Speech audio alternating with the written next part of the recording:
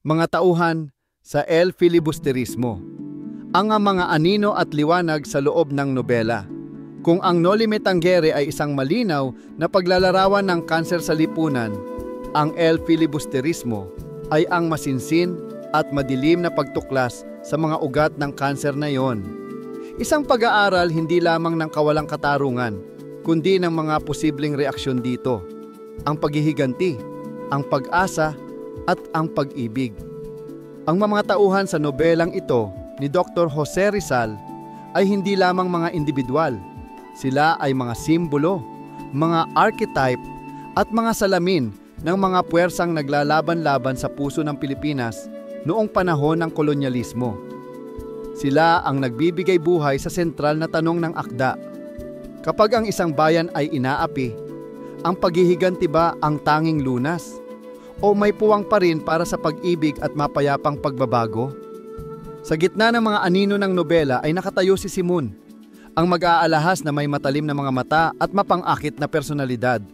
Ngunit ang kanyang mga hiyas at kayamanan ay isang masalimuot na kasinungalingan. Si Simon ay si Crisostomo Ibarra ng Noli Me Tangere, na buhay mula sa pagkakalibing at nagbalik sa Pilipinas na puno ng puot at layuning maghiganti. Ang pagpapakamatay ni Maria Clara at ang mga paghihirap na kanyang naranasan sa kamay ng mga prayle at kolonyal na autoridad ay nagpabago sa kanyang kaluluwa. Saan dating nananahanan ang pag-asa at pag-ibig, ngayon ay puno na ito ng galit at isang malamig, kalkuladong pagnanais na gibain ang sistemang sumira sa kanya. Si Simon, ang personifikasyon ng radikal at marahas na revolusyon. Ang kanyang mga plano, mula sa paggamit ng kanyang kayamanan upang kumbinsihin at kurakutin, hanggang sa pangwakas na balak na pasabugin ang isang piging gamit ang isang granada na nakublong sa isang lampara, ay kumakatawan sa landas ng karahasan. Siya ay isang babala. Ang pang-aapi, kung hindi malulunasan, ay maaaring magluwal ng isang monstro mula sa isang bayani. Ang kanyang pagkabigo sa huli ay isang malalim na komentaryo ni Rizal sa kanyang paniniwala na ang isang revolusyon na pinangunahan ng puot at pansariling paghihiganti ay tiyak na magwawakas sa pagkabigo at sa sariling pagkawasak. Ngunit kung si Simon ang anino, si Basilio ang liwanag na patuloy na nagpupumiglas. Bilang batang saksi sa trahedya ng kanyang ina, Sisa, sa Noli, si Basilio ay ngayon isang masigasig na mag-aaral ng medisina sa Universidad ng Santo Tomas. Siya ang kumakatawan sa kabataang Pilipino. May kakayahan, marangal at puno ng pangarap para sa isang mas mabuting kinabukasan. Ang kanyang buhay ay isang patuloy na pakikibaka sa pagitan ng kanyang personal na mga hangarin. Ang magtapos, magpakasal sa kanyang kasintahan na si Huli at magkaroon ng tahimik na buhay at ng tumitinding hiling ng bayan para sa kanyang pakikiisa. Si Simon, nakikita ang potensyal at galit sa loob nito, ay paulit-ulit na sinusubukang akitin si Basilio sa landas ng revolusyon. Ngunit si Basilio, bagamat alam niya ang kawalang katarungan sa paligid niya, ay tumatanggi. Siya ang simbolo ng pag-asa sa edukasyon at mapayapang reforma. Ang kanyang trahedya ay nagmumula sa kanyang pag-aatubili. Sa huli, ang kanyang pagnanais na manatiling neutral ay nagtulak sa kanya patungo sa bilangguan at sa pagkawala ni Julie. Isang malupit na paalala na sa isang korap na lipunan, ang kawalan ng aksyon ay isang aksyon mismo na pumapabor sa naghaharing uri. Sa kahabaan ng kwento, nakikipagtunggalian ang impluwensya ni Simon at Basilio sa iba pang mahahalagang tauhan, na ang bawat isa ay kumakatawan sa iba't ibang sektor ng lipunan. Si Isagani, ang makata at idealistang kasintahan ni Paulita Gomez, ay ang boses ng purong pag-ibig sa bayan.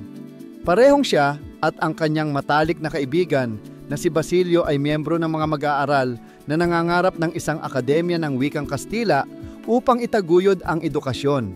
Ngunit kung si Basilio ay maingat, si Isagani ay handang kumilos ng mas prangka para sa kanyang mga prinsipyo. Ang kanyang pinakamakapangyarihang sandali ay nangyayari sa dulo ng nobela nang siya, sa pag-alam na ang lampara ni Simon ay naglalaman ng isang pampasabog na magpapapatay sa lahat ng nasa piging, kasama ang mga inosente, at ang kanyang minamahal na si Paulita ay nagmadali sa ilalim ng bahay at itinapon ang lampara sa ilog. Sinadya ang pagwasak sa plano ni Simon. Ang aksyong ito na nagliligtas ng mga buhay ngunit nagpapanatili sa status quo ay kumakatawan sa diwa ng sakripisyong pag-ibig. Ang pagpili na iligtas ang mga kaaway para sa isang mas mataas na prinsipyo. Ito ay direktang salungat sa pilosopiya ni Simon na handang isakripisyo ang lahat para sa paghihiganti. Ang mga kababaihan sa nobela ay hindi mga passive na tauhan lamang. Sila ay mga tagapagpadaloy ng kwento at kumakatawan sa iba't ibang uri ng kababaihan sa lipunan. Si Huli, ang kasintahan ni Basilio, ay ang larawan ng kadalisayan at sakripisyo. Ang kanyang pagmamahal kay Basilio ay nagtutulak sa kanya na gawin ang lahat, kahit na magpaalila sa mayamang si Hermana Penchang o humingi ng tulong sa malaswang si Padre Camorra. Ang kanyang huling pagpapakamatoy na tumalon mula sa belfry ng kumbento upang iwasan ang karumihan ni Padre Camorra ay isang malakas at trahedyang pahayag ng pagpapakasakit at pagtanggi sa pang-aabuso. Ito ay kumakatawan sa pagkasira ng kabutihan at pag-asa sa kamay ng isang malupit na sistema. Si Paulita Gomez, sa kabilang banda, ay kumakatawan sa mga babaeng Pilipino na naaakit ng kapangyarihan at kayamanan ng mga Kastila. Ang kanyang pagpapakasal kay Juanito Pelaez, isang mapagpanggap na mag-aaral, sa halip na kay Isagani, ay simbolo ng pagtakwil sa pag-ibig sa bayan at pagpili ng personal na ginhawa at katayuan sa lipunan. Ang mga kontrabida ng nobela ay ang mga praile at mga alipures nito, na kolektibong kumakatawan sa sakit ng kolonyal na pamamahala. Si Padre Florentino, bagamat isang praile, ay kumakatawan sa bihirang mabuting espiritu sa loob ng simbahan, isang intelektual at isang taong may tunay na pananampalataya. Siya ang nagbibigay ng huling hukom kay Simon sa dulo ng nobela. Sa kabilang banda, sina Padre Camorra, Padre Irene at Padre Salvi ay mga hayop na nakabalat ng relihiyon. Si Padre Camorra ay malaswa at marahas. Si Padre Irene ay tuso at mapagkunwari, na nagpapanggap na kaibigan ng mga mag-aaral, ngunit sa totoo lang ay naglilingkod sa sariling interes. At si Padre Salvi, mula sa Noli, ay nananatiling makinarya at mapagsamantala. Sama-sama sila, kasama ang mga alipures tulad nina Don Custodio, ang tagapangasiwa na walang nalalaman, at Ben Zaib, ang mamamahayag na bulag sa katotohanan, ay bumubuo ng isang korong ng katiwalian at kamangmangan na pumipigil sa anumang pag-unlad. Ang huling pag-uusap nina Simon at Padre Florentino ang siyang naglalagom sa pilosopikal na diwa ng buong nobela. Sa kanyang huling hininga, inamin ni Simon ang kanyang pagkabigo. Ang kanyang paghihiganti ay nabigo dahil ang bayan ay hindi pa handa at ang kanyang mga pamamaraan ay naging kasinlala ng mga kalaban niya. Si Padre Florentino, sa kanyang panghuling sermon sa naghihingalong mag-aalahas, ay nagbigay ng alternatibo. Ang paghihiganti ay hindi ang sagot, at ang mga kayamanang ginamit para sa kasamaan ay dapat lamang na magbalik sa lupa. Ipinangaral niya na ang kalayaan ay dapat ipagkaloob ng Diyos at makamit sa pamamagitan ng karapat-dapat at marangal na paraan, hindi sa pamamagitan ng karahasan at pagpatay. Ang kanyang mga huling salita na inihahagis ang mga kayamanan ni Simon sa karagatan ay nagsasabi, kung saan ang kayamanan ay nagdudulot lamang ng kasakiman at kasamaan, ito ay dapat lamang na mawala. Ang tunay na kalayaan ay darating kapag ang bayan ay nagising at naging karapat-dapat dito.